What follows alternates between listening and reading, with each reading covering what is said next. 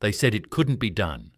Not in this war, not in this place, not against this enemy. Yet in the frozen ruins of Stalingrad, in the early winter of 1942, one man proved them wrong. For 72 straight hours, German officers kept reporting losses that made no sense. Patrols vanished. Machine gun crews went silent. Runners never returned. By the time the reports were added up, 87 German soldiers were dead, and the front line had not moved an inch. There was no artillery strike, no air raid, no assault. There was only one rifle, one pair of eyes, and one sniper who refused to leave his position.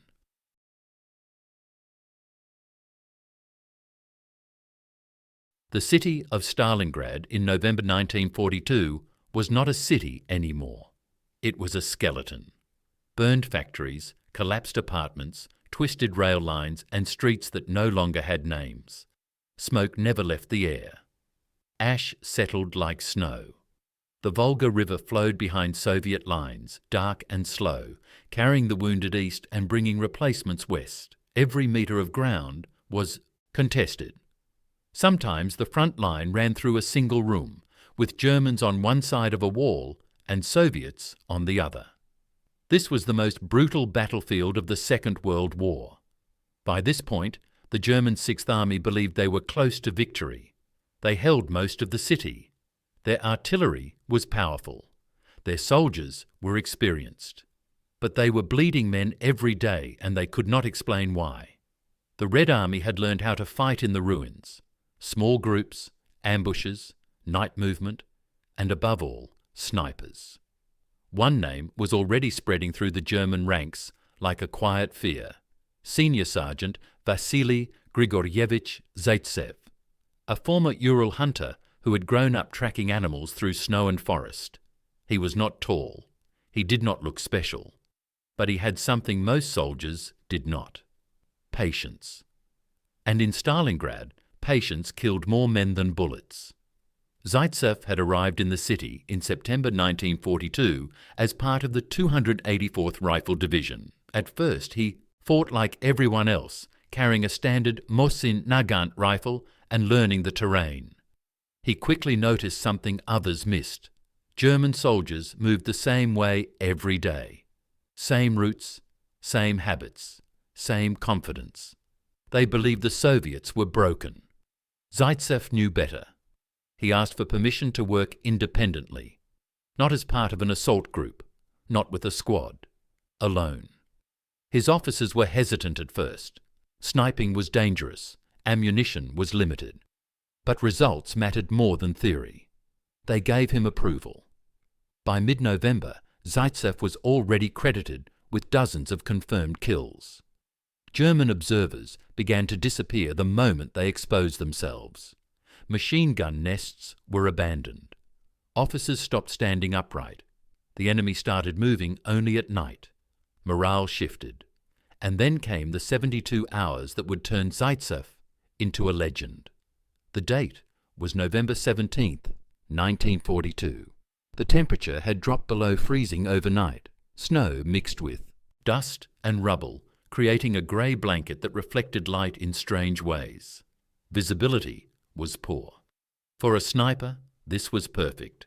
Before dawn, Zaitsev crawled into position near the Red October factory district. This area had changed hands multiple times. The ground was broken concrete and metal shards. He chose a shallow depression near a collapsed wall, partially covered by debris. From there, he had a clear view of a German supply route that ran between two ruined buildings. He did not move, not when artillery thundered, not when bullets cracked overhead. He watched. He waited. At 0640 hours, the first German soldier appeared, a runner moving fast, head down. Zaitsev measured the distance, roughly 250 metres. He waited until the man slowed near cover. One shot. The body dropped behind rubble. No reaction, no alarm. The Germans assumed it was random fire. 10 minutes later, another soldier came to check. Same result. Same silence. By midday, German movement increased. A machine gun team set up near a broken window. Zaitsev watched them assemble the weapon. He did not shoot immediately. He waited for the gunner to settle. Then the assistant. 2 shots. 2 bodies. The machine gun remained untouched, a warning no one understood yet. By nightfall, Zaitsev had already confirmed 23 kills. He recorded each one carefully, marking time and location. This was not pride, this was discipline. Soviet command demanded proof. He did not leave his position that night. He ate frozen bread, drank melted snow, slept in short moments, rifle still in his hands. German flares lit the sky again and again. Each time he froze completely, blending into the rubble. November 18th began with fog, thick, heavy fog that muffled sound. German officers believed the fog would protect them. It did the opposite. Zaitsev shifted position slightly, crawling no more than a few meters. He found a new angle overlooking a courtyard where German troops gathered before moving forward. He could hear them talking, laughing, complaining about the cold. He waited until the fog thinned just enough. One officer stepped forward, pointing toward a map. Zaitsev recognized the posture immediately. Leadership. He aimed, fired. The officer collapsed. Panic followed. Men ran in different directions, exposing themselves one by one. Zaitsev did not rush. He fired only when certain. By noon, 14 more were down. The Germans responded with blind fire. Bullets shredded the ruins around him. Concrete dust filled the air. Zaitsev stayed still. Fear makes men move. Experience keeps them alive. That afternoon, a German sniper attempted to counter him. Zaitsev noticed the telltale signs, a glint of glass, a shadow that did not match the rubble. He waited. Minutes passed, then an hour. Finally, the German sniper adjusted his position. That movement was enough. 1 shot. Silence. By the end of the second day, Soviet observers counted 63 confirmed German dead linked to Zaitsev's sector alone. Radio reports moved up the chain of command. The number sounded impossible. 1 man, no support, no relocation, still alive. The third day, November 19th, began differently. At 07:20 hours, the ground shook. This was not local artillery. This was massive. Operation Uranus had begun. The Red Army's counter-offensive was rolling across the flanks of the German Sixth Army. While tanks and infantry attacked elsewhere, Zaitsev remained in position. His job was not to advance. His job was to blind the enemy. German units near Stalingrad were confused. Orders changed. Messengers ran back and forth. Officers exposed themselves trying to regain control. This was when Zaitsev was at his most dangerous. He moved only once that morning, shifting to a higher position inside a collapsed factory wall. From there, he had visibility across multiple streets. One by one, German soldiers appeared, trying to retreat, regroup, or signal. One by one, they fell. At 14 hours, a German platoon attempted to cross open ground under smoke cover.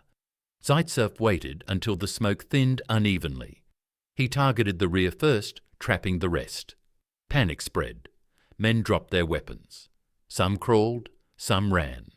Zaitsev fired until his fingers went numb. By late afternoon, his ammunition was nearly gone. His body was exhausted. His eyes burned from strain. But the front in his sector was quiet. Too quiet. When Soviet troops finally reached his position that evening, they found him still watching the ruins, rifle aimed, unwilling to move until relieved. His logbook was handed to an officer. The numbers were counted, recounted, then checked against battlefield reports. 87 German soldiers, 72 hours, 1 sniper. Even hardened veterans shook their heads.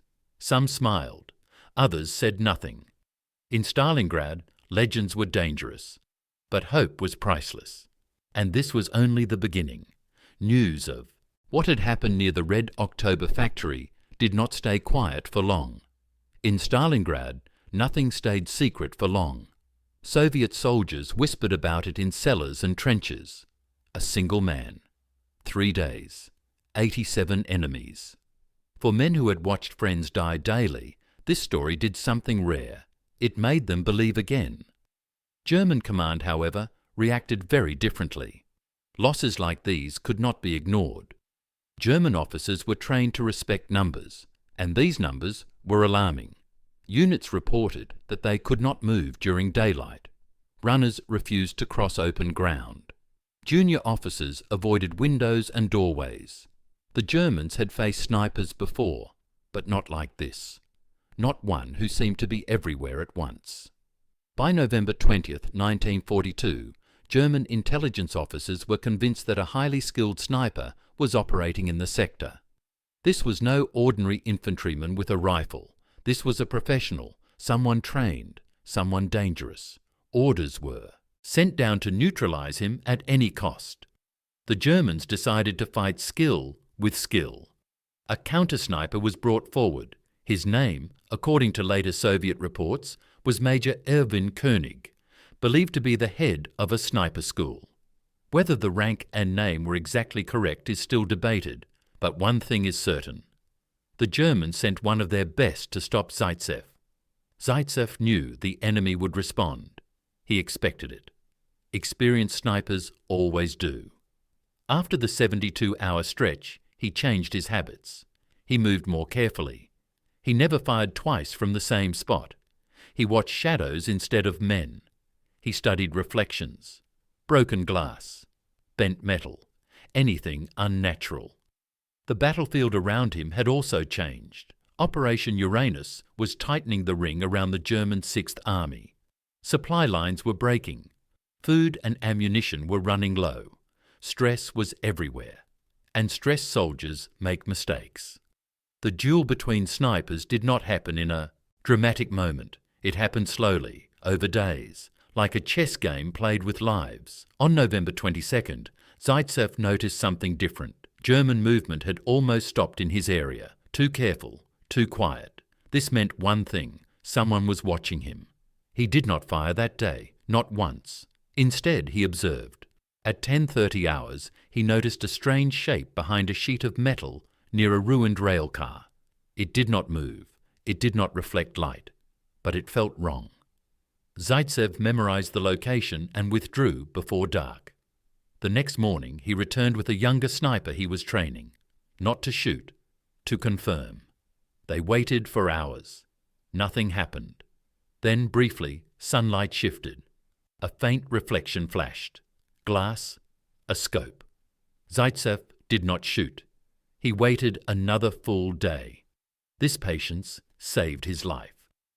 On November 24th, a Soviet helmet was placed carefully on a stick and raised above rubble near Zaitsev's earlier position. Almost instantly, a shot rang. Out.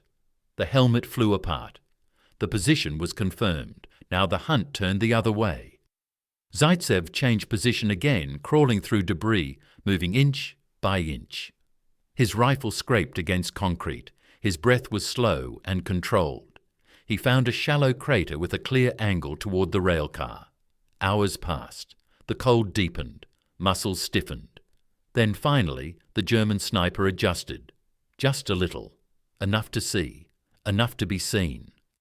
Zaitsev fired once. The body did not move again. When Soviet soldiers later searched the area, they found a German sniper dead, equipped with a high-quality rifle and scope, better than most issued at the time. The message was clear. The threat was over. Zaitsev survived Stalingrad. Many did not. By the end of the battle in February 1943, the German Sixth Army was destroyed.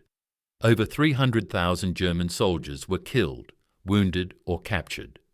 Stalingrad became the turning point of the war on the Eastern Front. And within that massive struggle, stories like Zaitsev's became symbols. Official Soviet records would later credit Vasily Zaitsev with 225 confirmed kills during the Battle of Stalingrad, including 11 enemy snipers. But numbers alone do not explain his impact. His real contribution was psychological. He forced the enemy to slow down, to hide, to hesitate. And hesitation in war is often fatal. After Stalingrad, Zaitsev was pulled back from the front and used as an instructor. He trained dozens of new snipers, passing on techniques learned through blood and survival. Camouflage, patience, observation, discipline. These lessons spread across the Red Army. Sniper warfare itself changed after Stalingrad. Both sides began investing more in training, optics, and counter-sniper tactics. One man's actions reshaped how armies viewed a single soldier's power. Zaitsev was wounded later in the war by a mortar blast that temporarily damaged his eyesight. Many believed his career was over, but he recovered. He returned to service. And after the war, he lived quietly, working in industry, rarely speaking about what he had done. He did not see himself as a hero. He saw himself as a soldier doing a job. Yet the legend remained. 87 Germans in 72 hours was not about skill alone. It was about understanding terrain, understanding human behavior, understanding fear. Zaitsev did not rely on speed. He relied on waiting. And in Stalingrad, waiting was the deadliest weapon of all.